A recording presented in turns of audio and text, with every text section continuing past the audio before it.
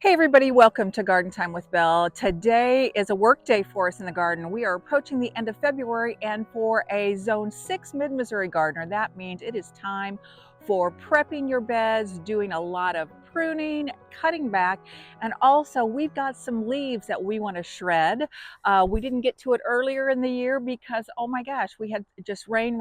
Every time we wanted to do some shredding, the leaves were too wet, but it's never too late to shred these leaves. We're going to use these leaves as a wonderful mulch and to infuse them into a lot of our different gardens, to infuse some wonderful organic matter. So I'm going to bring you along today. I'm going to set the camera up and just film a lot of these projects. I'll probably do some narration later to give you some specifics so that you can sort of understand what in the world we're doing. So anyhow, let's get to it.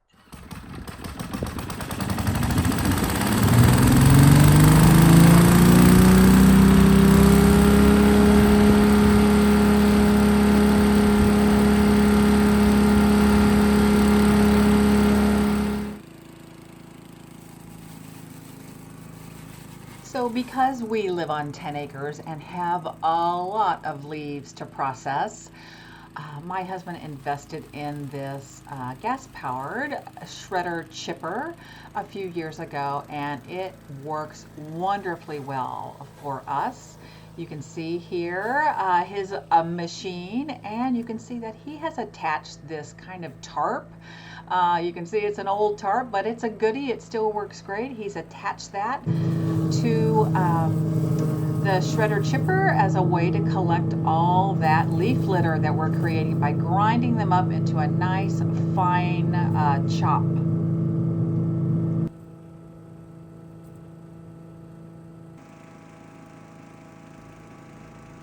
Honestly, of all the supplies for the job, besides the wonderful gas powered leaf shredder chipper, these little handheld I don't know what, leaf scoops or whatever are amazing. You can grab so much at a time. And the thing about most of these leaf shredder chippers, they're going to do best when your leaves are nice and dry.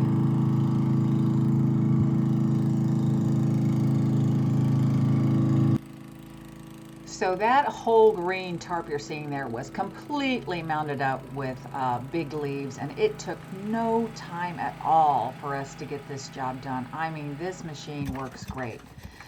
And so here you can see Alan is removing that tarp with all the leaf litter in it.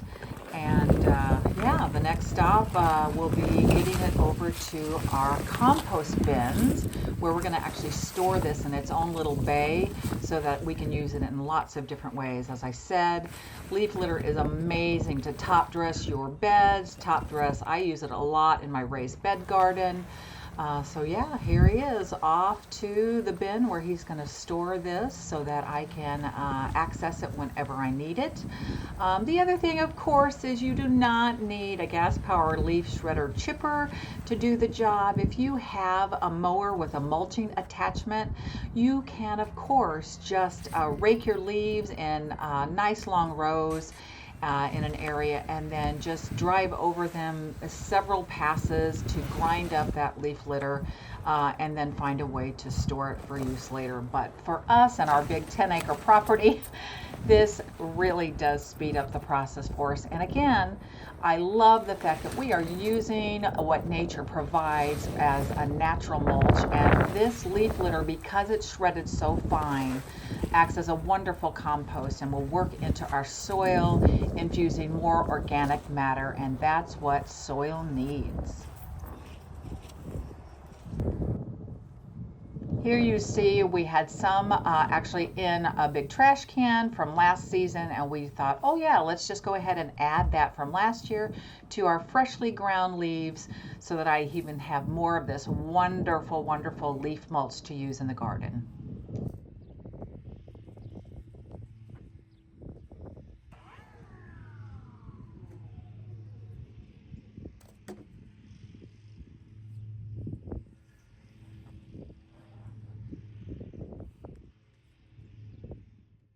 All right, I've got my pop-up bag, my Felco pruners, and I am ready to start on the next project, and that would be doing some pruning.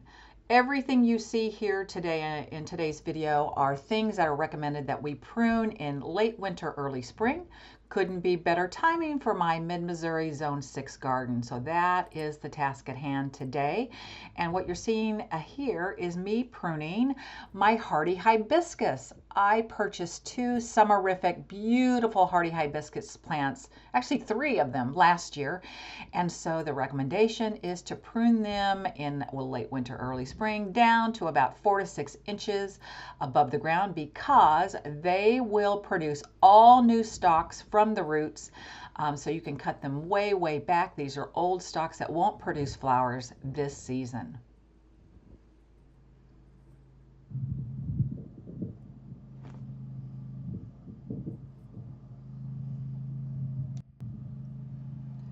Now I'm going to be taking after my Limelight Prime Panicle Hydrangeas. And if you grow hydrangeas, it's really important that you understand what type of hydrangea you have, because that will totally impact when and how you should prune them.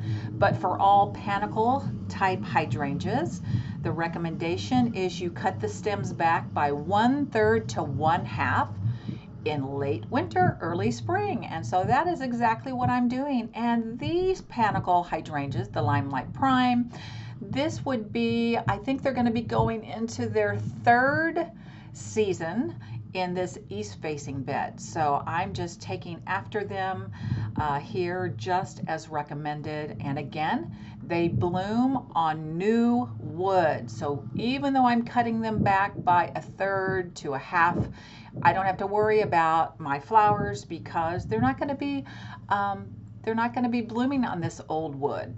So you can see I'm going down and I'm cutting right above a set of buds. That's the recommendation.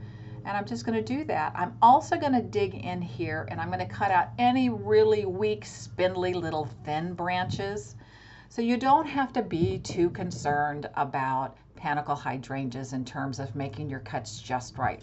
They're a very hardy, tough perennial shrub, and gosh, it's worth doing. So here I go. I'll speed things up, and I'm just going to get after it. And I've got 3 Limelight Primes in this east-facing bed, and that's just, I'm going to follow that method for the rest of them.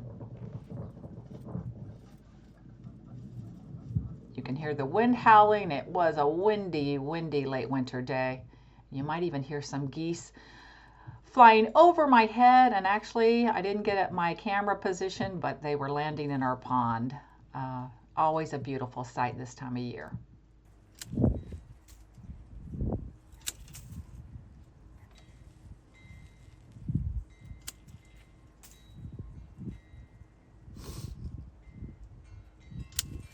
I choose to leave up all the foliage and those beautiful hydrangea blooms throughout the winter, because I just like the way that it looks. It adds a winter interest. And of course, when you leave things up on most of your shrubs and perennials, it gives your pollinators and beneficial insects a place to shelter during the cold winter months. And boy, do we get cold where I live. We can get lots of snow. I mean, we had some wind chills below 0 this year, and some days where the actual outside temp was in the teens.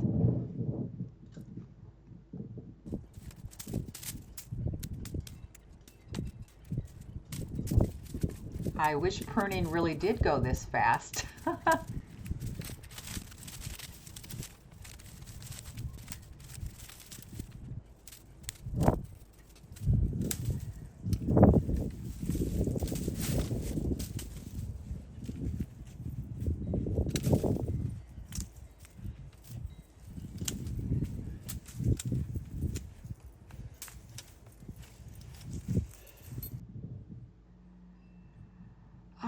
So now I'm going to take after my Siberian Iris. So in the back of this east-facing bed, I have 8 plants, kind of in pairs, 2, 4, 6, 8 across the back, and I cannot wait to see how they do. They are an early spring bloomer. They were brand new in my garden last year, and so I didn't really get to enjoy the beautiful deep purple flowers that they'll send up. Because I planted them, you know, sort of after their flowering time, but the foliage was gorgeous. So what I'm doing here is what's recommended, and that is for Siberian Iris, you want to cut them back to 1 to 6 inches above the ground. And the foliage on these was pretty moist. This bed stays kind of wet, and so that was hard to use my pruners. So you can see me sitting here. I had to push the pause button, grab my Felco supplies, and I needed to sharpen my pruners. In fact, I had planned on purchasing a new blade for my hand pruners this year, and I didn't get that done. So I just grabbed my supplies and I gave them a quick clean and a quick sharpening with my little sharpening tool. If you have these Felcos, you can get all kinds of amazing sharpening tools and ways to clean them. And I don't know if I've shown that in a video, but anyways, you guys can check that out. They sell wonderful supplies that really do work. But I still want to get online and order a brand new blade because this blade is a couple years old and it definitely needs some replacement. So I'll do my best here and make this pruning of that Siberian Iris foliage a little bit easier. But definitely, if your foliage or anything that you're pruning is more dry, it makes the job so much easier. But you know what? This is the day I'm doing it, so I'm going to just make it work.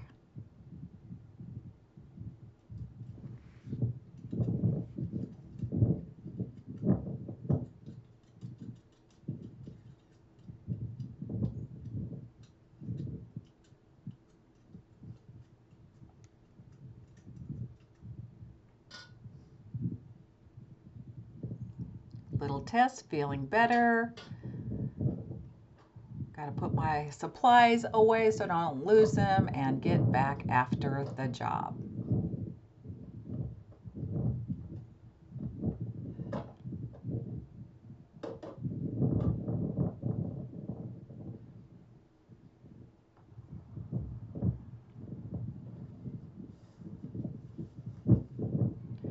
What's really exciting about this is one of my newer beds that I've been working on is that Siberian Iris is in the back and it will get rather tall. So my idea was to create a whole back row of Siberian Iris. So it'll get pretty darn tall and full and lush, and the foliage looks great after these beautiful purple bloom heads are gone. And then the next row forward was my Limelight Prime, and so that'll be a little bit shorter. And yeah, so I'm trying to create tall in the back and moving shorter as you get to the front of the border. Pretty basic way to design a garden bed, I must say. If you all have experience with growing Siberian Iris, I would love for you to leave your comments in the description below. Again, it's my first time growing it, and I've looked at them and I know that they like wetter conditions, and this bed I have to be putting perennial shrubs and annuals in here that can handle some wet conditions, because even though I've tried to improve this heavy clay soil, it still holds water.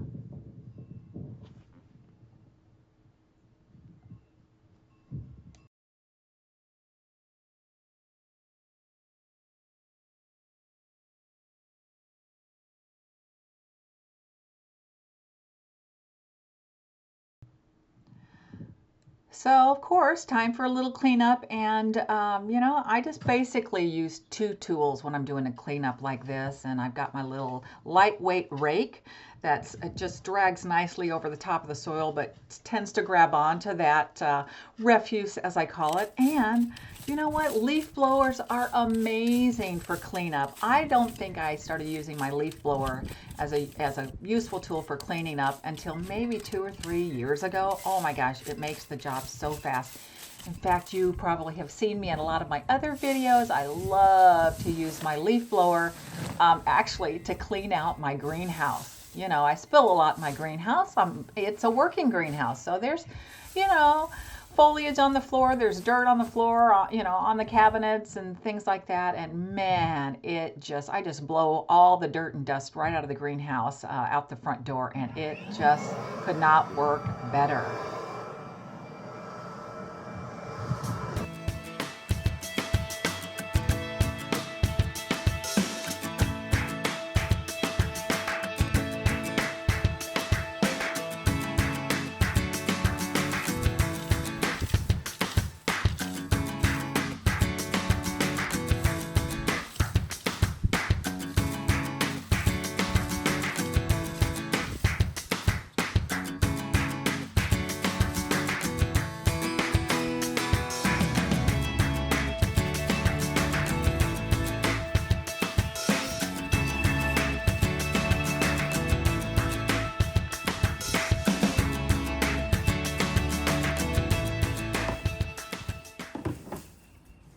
So if you follow my videos, you have seen my amazing scooter. When you live on 10 acres, oh my gosh, you need a way to get around. And rather than using our 4x4, which I do not need most of the time, my husband uses that for big jobs, but I can't tell you how much I love my scooter to get all over the property fast. And you can see I have this amazing heavy-duty sled that I can haul soil and compost and all kinds of things in it, and get from one point to the other. I mean, it's amazing.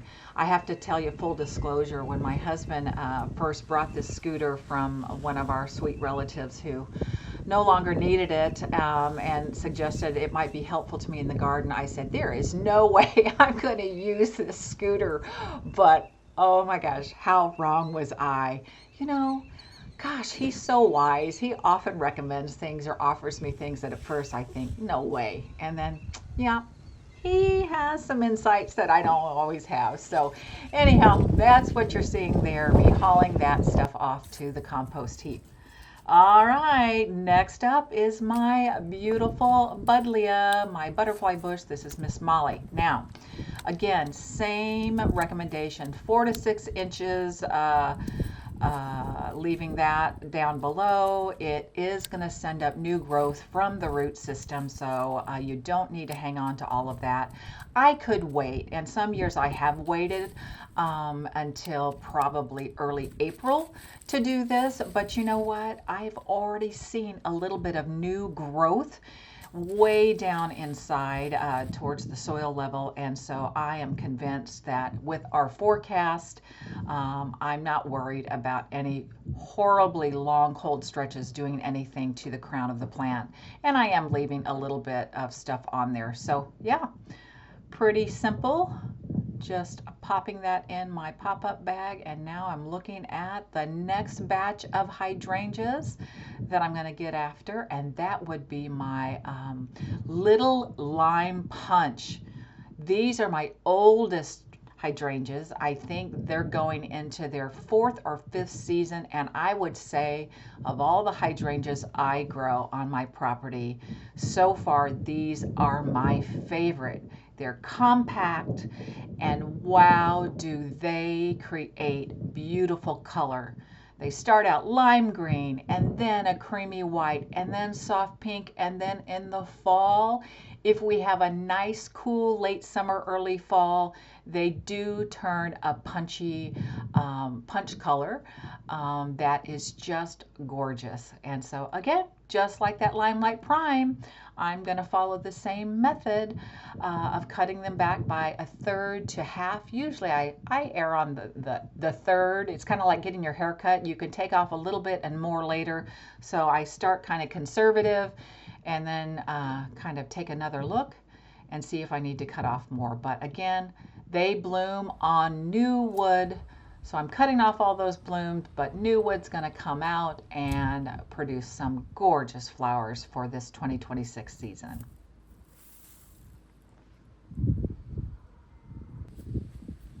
And again, just got to clean this up, pop it in my pop-up bag, and carry that off to the compost area.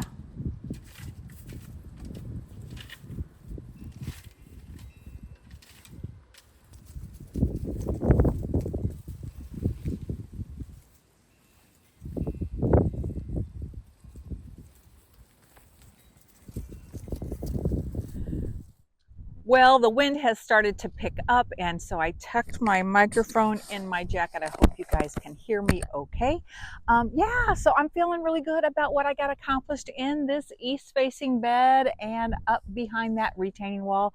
I think I'll turn the camera around and give you just a little close-up of sort of the after, and then I do have another little area that I want to work on cleaning up today, and that would be the other retaining wall that kind of has some things on the south side and on the north side.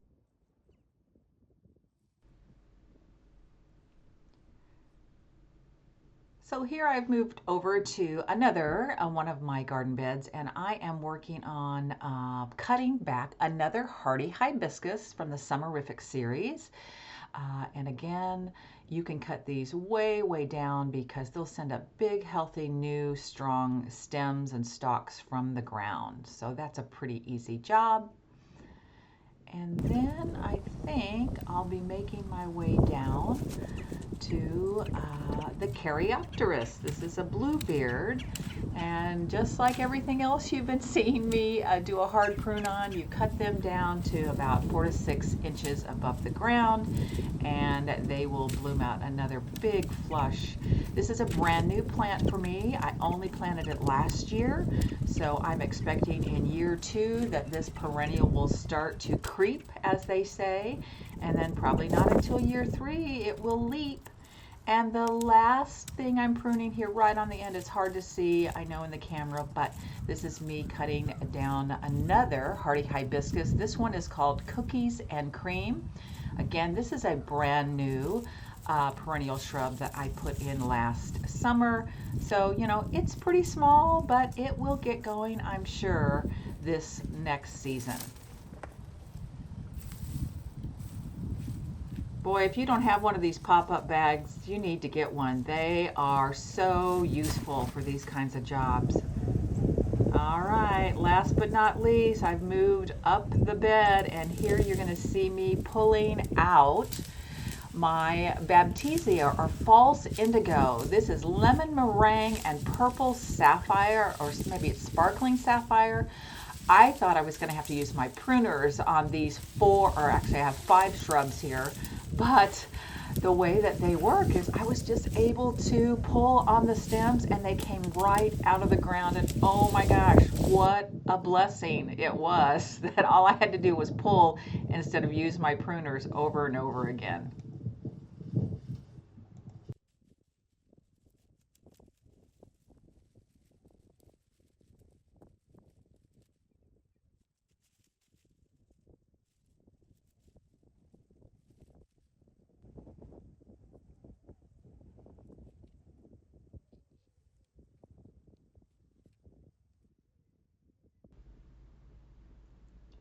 All right, I am hooking up my sled to my trusty scooter, and it's time for me to take all of this to the compost area.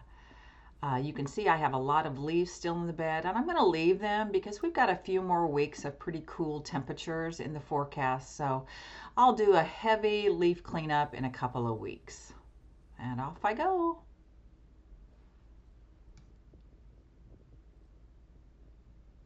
Oh, yeah. Did you see my pop-up bag? If that gives you an indication of how much wind we had today. Yeah.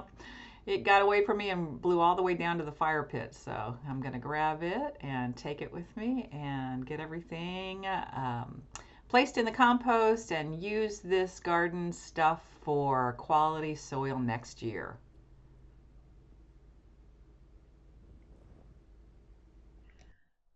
Hey everybody, thank you so much for hanging out with me today in my late winter, early spring garden here in my Zone 6 mid-Missouri property.